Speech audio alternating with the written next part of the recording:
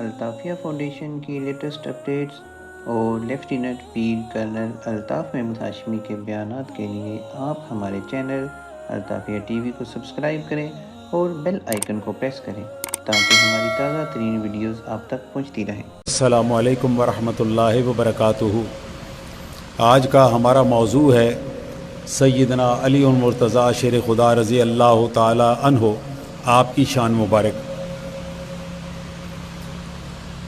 حضرت علی کرم اللہ تعالی وجہ آپ اس کائنات کی مخلوق میں اور انسانوں میں ایک ایسی شخصیت ہیں جنہیں تین چیزیں ایسی میسر ہیں جو اس کائنات میں حضور اکرم صلی اللہ علیہ وسلم کی امت میں کسی اور شخص کو حاصل نہیں ہوئی۔ ان میں سب سے پہلی چیز کہ سرکار دو عالم صلی اللہ علیہ وآلہ وسلم آپ کی عمر مبارک تقریباً 30 سال ہے۔ حضرت علی المرتضیٰ شیر خدا رضی اللہ تعالیٰ عنہ آپ کی ولادت ہوئی، آپ پیدا ہوئے، آپ کو خبر ملی تو آپ مبارک دینے کے لیے اپنے چچا حضرت ابو طالب کی طرف گئے۔ جب گھر پہنچے تو آپ کی چچی صاحبہ نے کہا حضور اکرم صلی اللہ علیہ وسلم سے کہ میرا بیٹا آنکھیں نہیں کھول رہا۔ جس طرح بھی ہم بچے شکایت کرتے ہیں نا، بچہ دودھ نہیں پی رہا یا رو رہا ہے، چپ نہیں کر رہا، تو انہوں نے شکایت کی کہ بچہ آنکھیں نہیں کھول رہا۔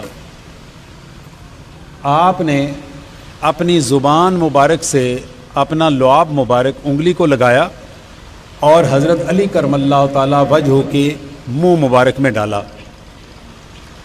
جو ہی آپ نے اپنا لعاب مبارک حضرت علی کرم اللہ تعالی وجہ الکریم کے منہ میں ڈالا، حضرت علی کرم اللہ وجہ نے آنکھیں کھول دی، اور جب آنکھیں کھولی تو آپ کی آنکھوں کے سامنے کون تھا؟ حضرت محمد عربی صلی اللہ علیہ وآلہ وسلم۔ تو آپ کو یہ ایک فضیلت حاصل ہے کہ حضرت علی کرم اللہ تعالی وجہ وہ شخص ہیں جنہوں نے آنکھ کھولتے ہی سب سے پہلے رسول اللہ صلی اللہ علیہ وسلم کی زیارت فرمائی۔ یہ والی سعادت میرے علم اور میرے مطالعے کے مطابق اور کسی کو حاصل نہیں ہوئی۔ آپ کی ولادت 13 رجب 23 قبل ہجری 17 مارچ 599 عیسوی آپ کی مبارک ولادت تھی۔ مکہ مکرمہ میں آپ پیدا ہوئے اور آپ کا وصال، آپ کی شہادت 21 رمضان المبارک 40 ہجری کو 27 جنوری 661 عیسوی کوفہ میں، جو کہ اس وقت حضرت علی کرم اللہ عراق کا اور پورے عالم اسلام کا کیپٹل دارالخلافہ، جس طرح ہمارا اسلام آباد ہے، وہ آپ نے مقرر فرمایا تھا۔ آپ کے والد گرامی، ان کا نام عمران تھا، اور آپ کے ایک بیٹے کو 3 قبریں نظر آئیں گی، جن میں سے ایک مزار مبارک حضرت فاطمہ بنت، دوسرا مزار مبارک حضرت حلیمہ سعدیہ جو حضور اکرم صلی اللہ علیہ وآلہ وسلم کی دائی تھی، ان کا، اور تیسرا مزار مبارک حضرت ابو سعید خدری رضی اللہ تعالیٰ عنہ کا۔ جب بھی آپ جائیں تو شوق سے یہ جگہ ضرور دیکھا کریں، تو آپ کو وہ 3 مزارات ایک جگہ پہ نظر آئیں گے۔ 9 شادیاں ہوئیں۔ جو سب سے پہلی شادی تھی حضرت علی کرم اللہ فاطمہ الزہرا رضی اللہ تعالی عنہا، جو حضور اکرم صلی اللہ علیہ وسلم کی عمر میں سب سے چھوٹی صاحبزادی تھی۔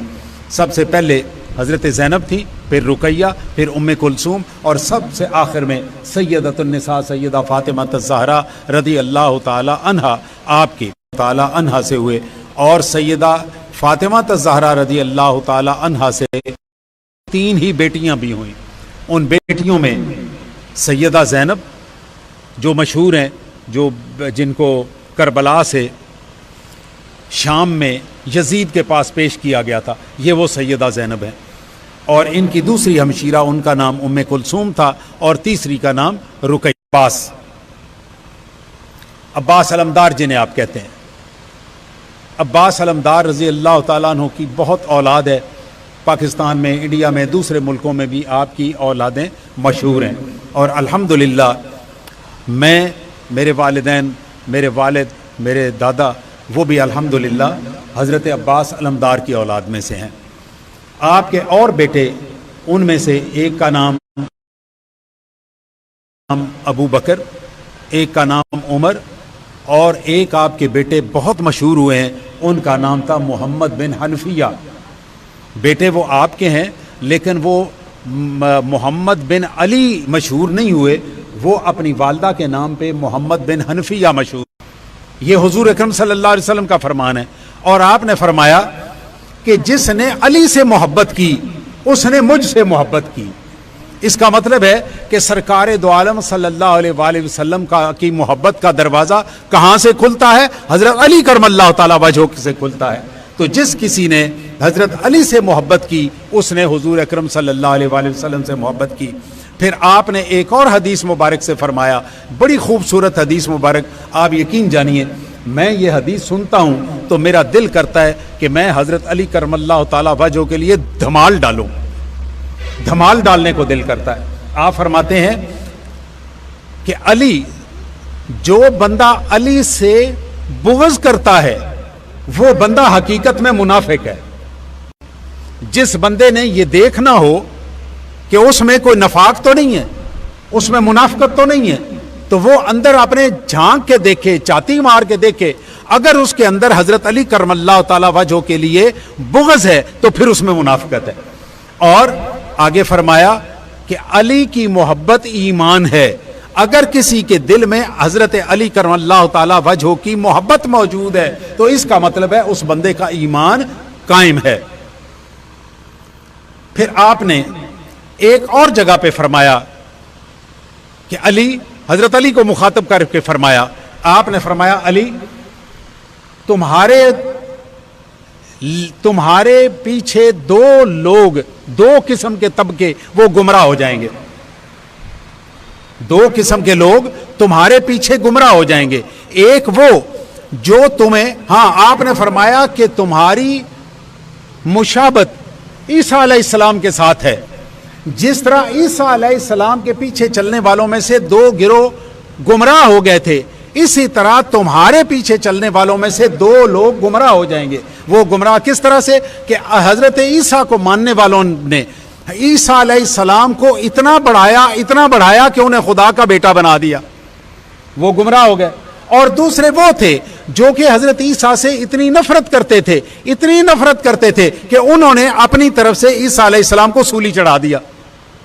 بالکل اسی طرح سے حضرت علی کرم اللہ تعالیٰ وجہ کے لیے بھی اسی طرح کے یہ دو طبقے پیدا ہوئے۔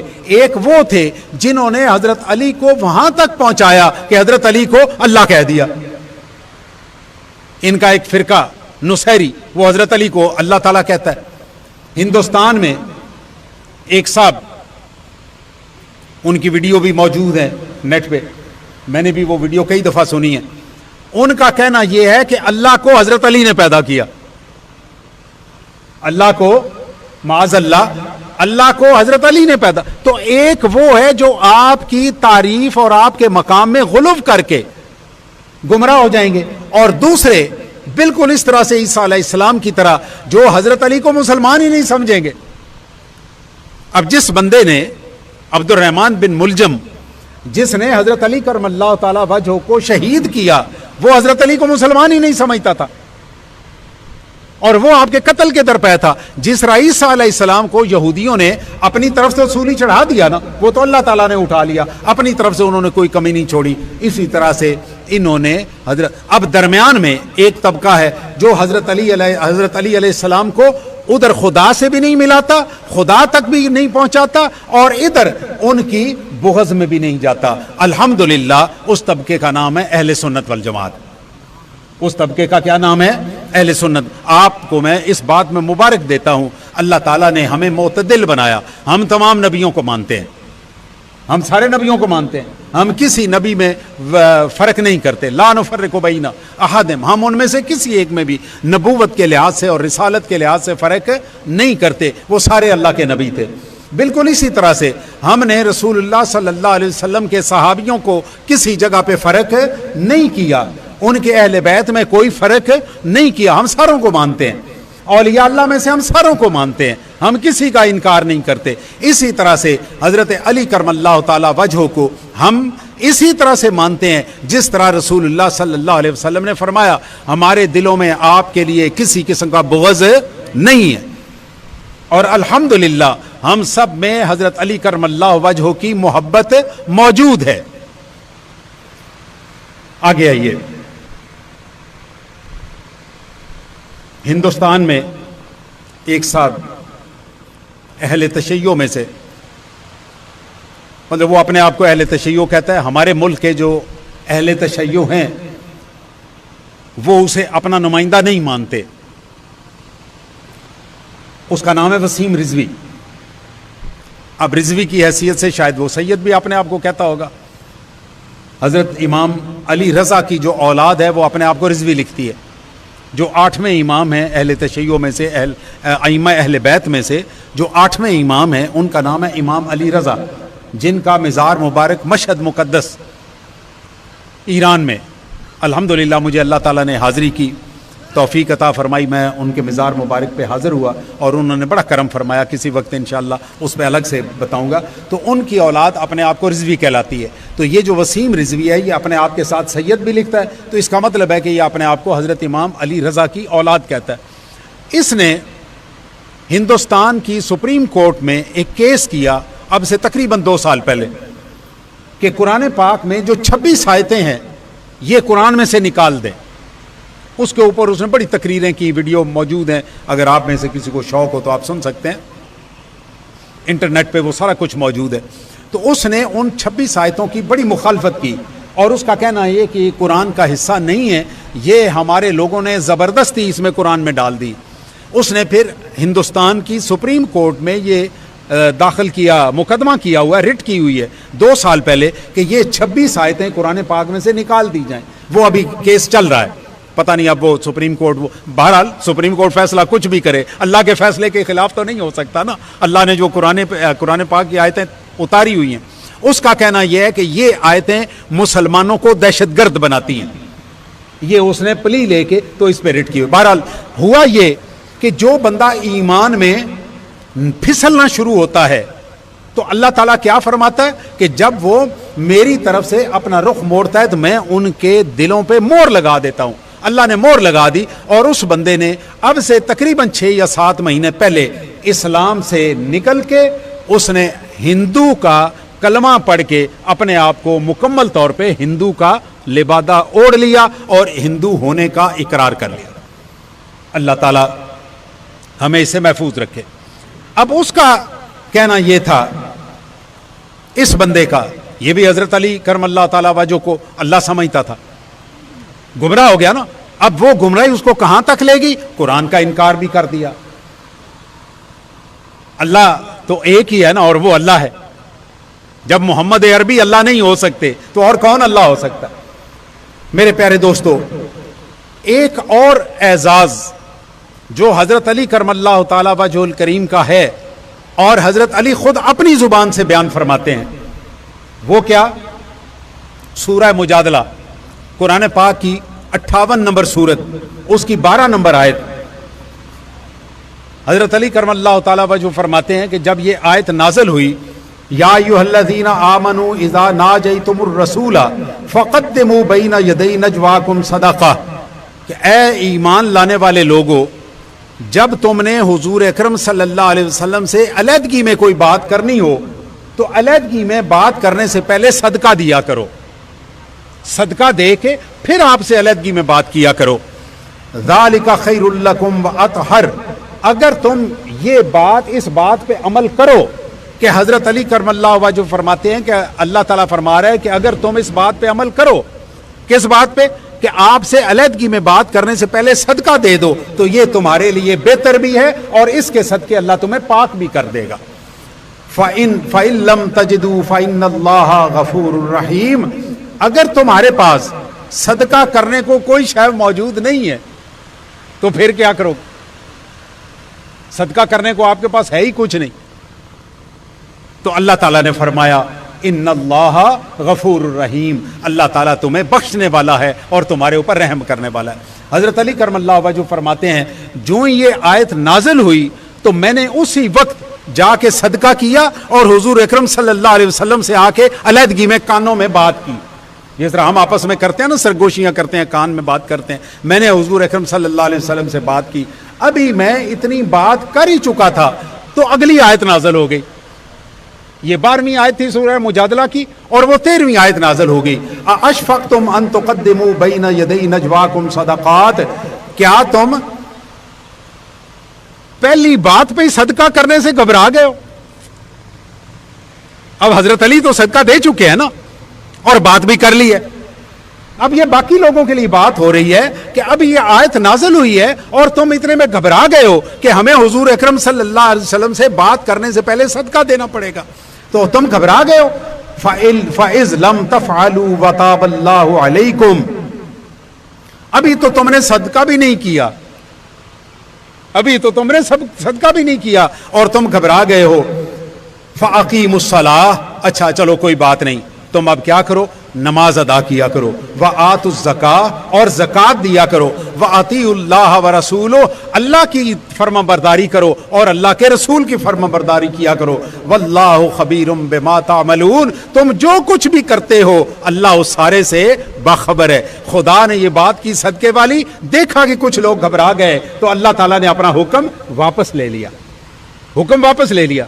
تو حضرت علی کرم اللہ تعالیٰ وجہ فرماتے ہیں کہ میں نے پہلی آیت کے نازل ہونے کے فوراً بعد اس پہ عمل کیا، صدقہ دیا اور صدقہ کر کے رسول اللہ صلی اللہ علیہ وآلہ وسلم سے علیحدگی میں بات کی، ابھی بات کر چکا ہوں تو وہ آیت اللہ تعالیٰ نے منسوخ کر دی، اس کا حکم واپس لے لیا۔ اس کا مطلب ہے اور کسی کو اس کے عمل پہ یہ عمل کرنے کی توفیق رہ ہی نہیں گئی، موقع ہی نہیں رہا نا، موقع بنا ہی نہیں۔ تو آپ فرماتے ہیں میں ان لوگوں میں واحد آدمی ہوں جس نے اس آیت پہ عمل کیا۔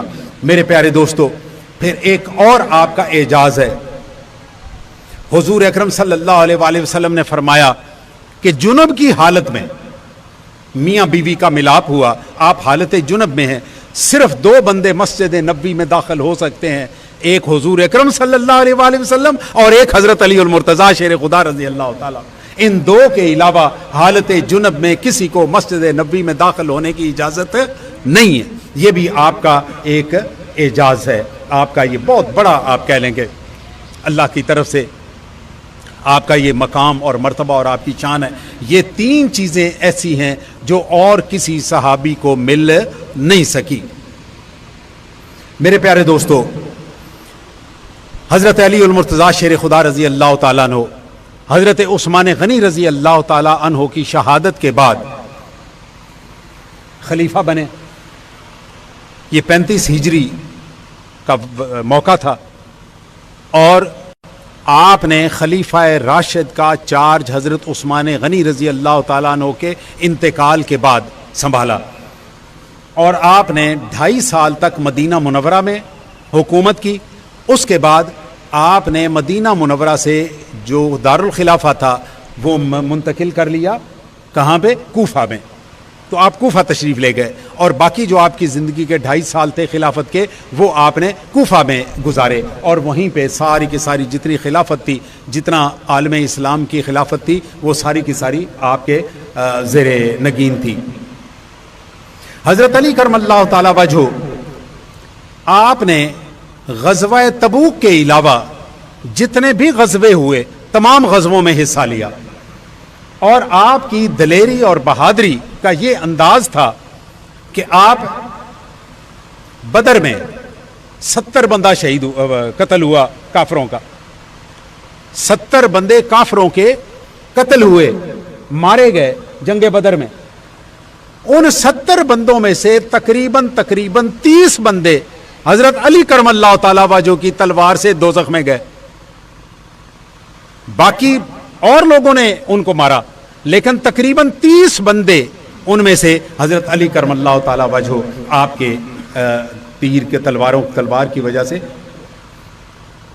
غزوہ خندق. اب اس زمانے میں ایک مبارزہ ہوا کرتا تھا. جنگ شروع ہونے سے پہلے مبارزہ کیا تھا کہ ایک لشکر والے اپنا ایک بندہ آگے کرتے اور دوسرے لشکر والے کو آواز دیتے کہ ہمارا فلانا بندہ جو فلانے کا بیٹا ہے وہ سامنے آیا ہے, آپ اس کے مقابلے میں اپنا بندہ بھیجو. پھر دوسری طرف سے آتا, وہ دونوں آپس میں لڑتے, ان میں سے ایک مارا جاتا. اس طرح سے یہ عام طور پہ جو وہاں پہ روایت تھی وہ یہ تھی کہ ایک دفعہ, پھر دوسری دفعہ, پھر تین بندے آتے اور 3 بندوں کے بعد پھر عام جنگ شروع ہو جاتی. تو غزوہ خندق کے موقع پہ ان کا کافروں کا ایک بہت بڑا آپ کہہ لیں پہلوان تھا جس کا نام تھا عمر بن عبد ود. یہ ود ایک بت تھا جس کا قرآن پاک میں سورہ نوح میں بھی ذکر ہے. اس کے نام پہ اس کا نام تھا عبد ود. تو عبد ود کا بیٹا عمر اپنے علاقے کا مکہ مکرمہ کا پہلوان تھا, وہ نکلا. حضرت علی کرم اللہ تعالی وجہ نے آگے بڑھتے ساتھ کی ساتھ ہی اس کو گرا لیا, گرا کے اس کے سینے پہ بیٹھ گئے. اب تلوار مارنے لگے تو اس نے کیا کیا, آپ کے چہرہ مبارک پہ تھوک دیا. اب ہم نے صرف واقعات سننے ہوتے ہیں, ہمیں اس میں کچھ عمل بھی کرنا چاہیے. یہ عمل والی بات آپ کے سامنے رکھنے لگا ہوں. حضرت علی کرم اللہ تعالی وجہ کے چہرے پہ عبد ود کے بیٹے نے تھوک دیا. آپ کو غصہ چڑھا. اب دیکھو نا, آپ کے میرے چہرے پہ کوئی تھوک دے تو ہمیں غصہ نہیں آئے گا, لیکن آپ نے اس کو مارنے کی بجائے آپ خاموشی سے بیٹھ گئے, اس کو کچھ نہیں کہا. بالکل کوئی بڑا پریشان, بڑا حیران کہ میں نے اتنا بڑا کام کیا ہے اور یہ مجھے مارنے کی بجائے یہ مجھے کچھ کہہ ہی نہیں رہے. اس نے پوچھ لیا کہ علی, میں نے تیرے چہرے پہ تھوکا ہے اور تو مجھے قتل نہیں کر رہا. آپ نے فرمایا کہ میں نے تجھے مارنا تھا اللہ کی وجہ سے, میری تیری تو کوئی دشمنی نہیں ہے, تو اللہ کا دشمن ہے, میں نے اس لیے تجھے مارنا تھا. اب جس وقت تو نے تھوکا میری طبیعت میں غصہ آیا, اب اگر میں مارتا تو اللہ کی رضا کے ساتھ میرا غصہ بھی بیچ میں شامل ہوتا. میرا جب غصہ اترے گا میں اس وقت تجھے ماروں گا. آپ اندازہ فرمائیں کہ جس وقت آپ کا غصہ ختم ہوا, آپ نے پھر اس وقت اس کو عمر بن عبد ود کو مارا. اس کی جو بہن تھی وہ دیکھ رہی تھی. اس نے آ کے یہ بات کی کہ علی ایک شریف آدمی ہے, علی ایک شریف آدمی ہے, اس نے میرے بھائی کو ایک تو اپنے غصے سے نہیں مارا, صرف اللہ کی وجہ سے مارا, اور دوسری بات یہ کی کہ اس نے اس کے ناک, کان, ہاتھ, پاؤں وغیرہ نہیں کاٹے. عربوں میں یہ روایت تھا کہ جب کسی کو مارتے تھے تو اس کے ہاتھ پاؤں بھی ساتھ کاٹتے تھے, آنکھیں نکال دیتے تھے. حضرت امیر حمزہ کو جس وقت شہید کیا تو وحشی نے ان کا سینہ چاک کیا اور سینہ چاک کر کے ان کا کلیجہ اور دل باہر نکالا, اور وہ ابو لہب کی غالباً وہ بیوی تھی, اس نے آ کے وہ کلیجہ چبایا. یہ ان کے یہاں رسمیں تھیں, یہ رسمیں تھیں ان کی. تو اس نے کہا کہ علی ایک شریف آدمی ہے جس نے میرے بھائی کو مارا ہے, لیکن ایک تو اللہ کے لیے مارا ہے اور اس نے میرے بھائی کی لاش خراب نہیں کی. میرے پیارے دوستو, آئیے ایک اور چیز آپ کے سامنے عرض کروں. حضرت علی کرم اللہ تعالی وجہ آپ فرماتے ہیں ایک کنواں ہے, اس کنویں میں شراب کا ایک قطرہ گر گیا. اس کنویں کا پانی ایک کھیت میں لگا, اس کھیت میں فصل لگی ہوئی ہے, آپ نے چارہ کوئی شٹالا یا رجکا یا لوسڑ وغیرہ وغیرہ کوئی چیز لگائی ہوئی ہے, وہ پانی وہاں پہنچا, اس کا چارہ ایک گھوڑے نے کھا لیا. اب چلا کہاں سے؟ ایک قطرہ پانی کا, ایک قطرہ شراب کا کنویں میں, کوئی حیثیت نہیں رکھتا. آگے پھر وہ کھیت کو لگا, کھیت میں وہ پتہ نہیں وہ شراب کدھر گئی ہوگی, کوئی رہ بھی گئی ہوگی کہ نہیں رہ گئی ہوگی, پھر وہ گھوڑے نے کھایا. حضرت علی کرم اللہ تعالیٰ وجہ فرماتے ہیں اگر مجھے یہ پتہ چل جائے تو میں اس گھوڑے کے اوپر بیٹھنا پسند نہیں کروں گا, میں اس گھوڑے پہ بھی نہیں بیٹھوں گا. اور ہمارے جو لوگ علی کا نام لے کے سارا دن چرس پیتے ہیں, سارا سارا دن بھنگ پیتے ہیں، سارا سارا دن افیم کھاتے ہیں اور سارا سارا دن علی علی کرتے ہیں، ان کو یہ اندازہ ہونا چاہیے کہ وہ علی علی نہیں کر رہے، وہ علی کو گالیاں نکال رہے ہیں۔ علی کو، جو علی اس گھوڑے پہ نہیں بیٹھنا پسند کرتا، آپ اس کا نام لے کے، اور جو جہان کی بدماشی، جو جہان کا وہ چرس اور وہ سارا کچھ، میں نہیں سمجھتا کہ اس کی ضرورت، بلکہ اس کے اوپر صرف ان کا نہیں، اور بھی آپ کو ایک بات سناتا ہوں۔ کسی پیر خانے پہ مجھے جانے کا اتفاق ہوا، قوالی رات کو ہوئی، بڑی خوبصورت قوالی کی قوالوں نے۔ میں نے صبح پیر صاحب سے کہا کہ یار آپ کے قوال بڑے اچھے ہیں، میں ان سے ملاقات کرنا چاہتا ہوں۔ تو وہ مجھے کہتے ہیں کہ آپ ان سے ملاقات نہ کریں تو زیادہ بہتر ہے۔ میں نے ضد کی، انہوں نے ساتھ بندہ دیا کہ بھائی جہاں وہ قوال ٹھہرے ہوئے ہیں وہاں جا کے ان سے ملاقات کر لو۔ میں وہاں گیا، وہاں میں نے دیکھا، جو ہی کمرے میں داخل ہوا تو آپ یقین کریں سگریٹوں اور چرس کی بو سے بھرا پکا کمرہ۔ میں وہیں سے واپس آ گیا۔ میں نے آ کے ان سے کہا، میں نے کہا جناب وہ تو سارے کے سارے اندر چرس پی رہے ہیں بیٹھے ہوئے۔ کہتے ہیں میں اسی لیے تو تجھے کہہ رہا تھا کہ بھائی بات یہ ہے، جو بندہ چرس پی رہا ہے اس سے آپ نے قوالی ضرور کروانی ہے۔ بھائی یہ پیروں کے بھی تو سوچنے والی بات ہے نا کہ آپ نے اسے قوالی ضرور کروانی ہے۔ آپ کو کوئی بندہ ایسا نہیں ملتا کہ جو چرس نہ پیتا ہو، چلو کوئی پان شان کھا کے قوالی کا گزارا کر لے، کوئی ایک آدھی الائچی سے گزارا کر لے، ایسے بھی بندے تو ہوتے ہی ہوں گے نا۔ تو یہ چاروں طرف آگ ہے برابر لگی ہوئی، یہ کمی کہیں پہ بھی نہیں ہے۔ اب ان کی قوالیاں سن کے ہم جناب ہمارے بندوں کو حال پڑا ہوا ہے، ایسا حال نہ اللہ کے ہاں مقبول ہے نہ اللہ کے رسول کے ہاں مقبول ہے۔ آپ اپنے بلانے والے کو دیکھیں تو صحیح نا۔ میرے پیارے بچوں، دوستو، آئیے آخر میں حضرت علی کرم اللہ تعالی وجہہ، آپ کا تذکرہ منٹوں میں ختم ہونے والی چیز نہیں ہے، آپ کا تذکرہ ختم ہونے والا ہے نہیں۔ آپ فرماتے ہیں کچھ لوگوں کو اپنے مقام اور مرتبے کا اندازہ ہوتا ہے، اور حضرت علی کرم اللہ تعالی وجہہ کو اپنے مقام اور مرتبے کا اندازہ ہے۔ آپ فرماتے ہیں قرآن، اللہ تعالیٰ نے آپ کو علم کا دروازہ قرار دیا، آپ رسول اللہ صلی اللہ علیہ وسلم علم کا شہر ہیں اور آپ اس کا دروازہ ہیں۔ تو اس کا مطلب ہے جس بندے نے علم حاصل کرنا ہے اس نے اس دروازے میں سے گزرنا ہے تو علم حاصل کرنا ہے۔ جس کے پاس اتنا علم ہے وہ کیا فرماتے ہیں؟ حضرت علی کرم اللہ تعالی وجہہ فرماتے ہیں پورے قرآن پاک کا پورے کا پورا علم سورت فاتحہ میں ہے، اور پوری سورت فاتحہ کا علم بسم اللہ الرحمن الرحیم میں ہے، اور پوری بسم اللہ الرحمن الرحیم کا علم بسم اللہ کی بے میں ہے، اور اس بسم اللہ کی بے کا سارا علم اس بے کے نقطے میں ہے، اور وہ نقطہ علی المرتضیٰ ہے۔ آپ نے فرمایا وہ نقطہ علی ہے، وہ میں ہوں وہ علم۔ تو آپ کو اپنے علم کا اندازہ تھا۔ میں آپ کو بتاؤں، حضرت علی المرتضیٰ شیر خدا رضی اللہ تعالی عنہ کو اللہ تعالیٰ نے جو مقام اور مرتبہ دیا، مجھے اس کو دیکھنے کا اتفاق ہوا۔ میں اپنی بات، فخر والی بات بھی ہے، میں سن 2002 کی بات ہے، ایران گیا، میری اہلیہ میرے ساتھ تھیں، سن 2002 کی بات ہے۔ ہم ایران میں ایک سفر کا موقع ملا، وہاں پہ ایک شہر ہے گورگان، سمندر کے قریب ہے۔ تو گورگان میں ہم نے ایک اپنے سلسلے کے بزرگ تھے، ان کا مزار تلاش کرنا تھا۔ شام کو ہم گورگان سے تہران والی ٹرین پہ سوار ہوئے، 12 گھنٹے کا سفر تھا۔